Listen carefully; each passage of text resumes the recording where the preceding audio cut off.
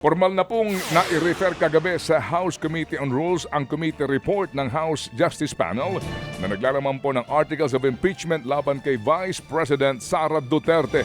Kalakip po nito ang findings at mga rekomendasyon para nga sa impeachment proceedings.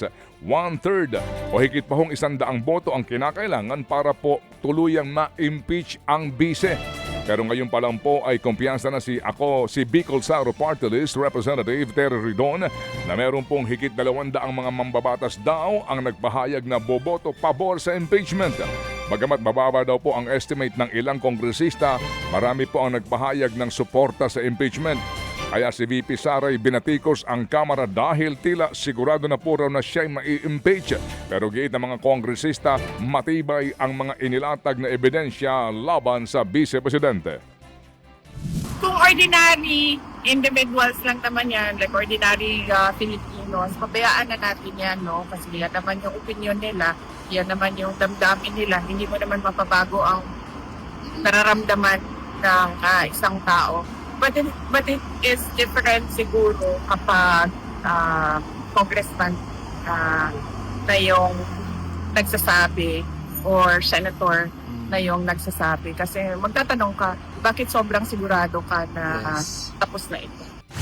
Tiyak po kami sa 6.7 billion total transactions na pumasok po at lumabas sa mga accounts po ng mag-asawang Duterte Carpio. Tiyak po kami sa 448 million na pinapasoli ho sa kanya. Tiyak ho kami doon sa pagbabanta laban ho sa Pangulo. Yan po ang tinig nila Vice President Sara Duterte at Congressman Terry Ridon. Bumuelta ang palasyo sa pahayag ni Vice President Sara Duterte kaugnay po ng 2028 national elections. Sa panayam kay VP Sara sa The Hague, Netherlands, natanong nga siya kung handa na ba siya na maging susunod na Pangulo ng Pilipinas. Ang sagot ng bise, nananalangin siya na magkaroon o matuloy ang botohan sa 2028. Hangad din anya ito na ito'y maging tapat, maayos at payapa. Pinuna ng palasyo na tila nakangiti ang bise habang sinasagot ang tanong, kita raw ang kasabikan ng bise sa usapin ng eleksyon habang ang Pangulo ay abala sa krisis sa bansa. Ito ba ay like father, like daughter?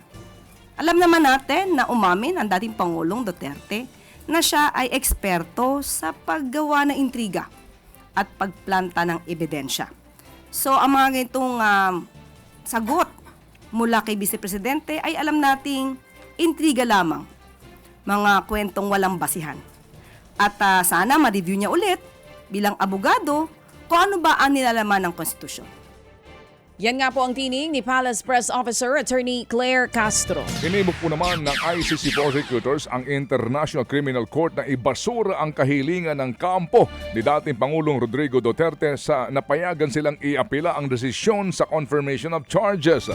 Ayon sa prosecution, biguro po ang depensa na tukuyin kung aling partikular na parte ng desisyon o issue ang kanilang iaapila. Ilang ulit na rin daw pong pinagsabihan ang defense kaugnay po sa kanila pong mga obligasyon sa ilalim pa rin ng Code of Conduct sa ICC Chamber. Sa kabila niyan, patuloy po raw ang pagpatutsada nila na sumisira sa pagkalihitimo ng ICC Court. Iginit din po ng prosecution na lalo lamang pong umanong magdudulot ng delay sa mga ginagawang pagdinig ng hukuman ang herit na iapila ni Duterte. Sa May 27, itinakda po ng Trial Chamber 3 ang unang status conference sa kaso. Sa iba pang mga balita, patuloy naman ang patutsadahan ni Batangas 1st District Representative Leandro Leviste at Executive Secretary Ralph Recto.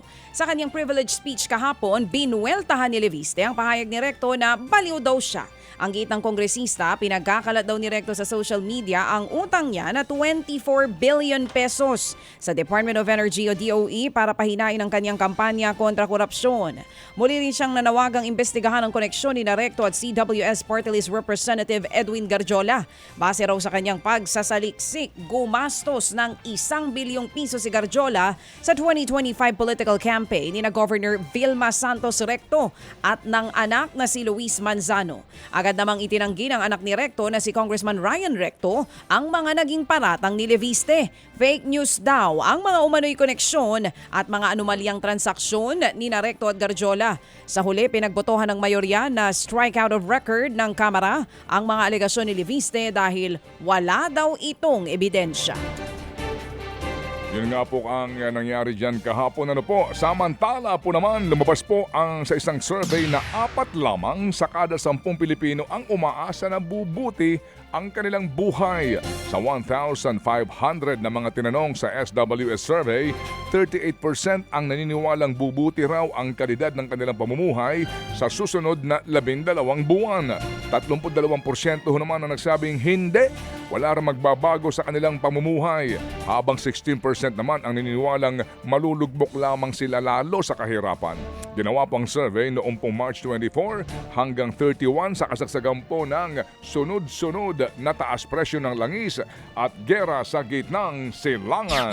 Mga kapatid, patuloy po kayong tumutok sa 105.9 True FM para sa totoong balita, impormasyon, music and entertainment. Mag-subscribe sa aming YouTube channel at podcast at sundan nyo kami sa Facebook, Instagram, X at TikTok sa True Network PH. Bisitahin din po ang aming official website, truefm.ph. At panoorin din kami sa True TV Signal, Channel 19. Kami po ang 105.9 True FM. Laging true sa'yo, kapatid.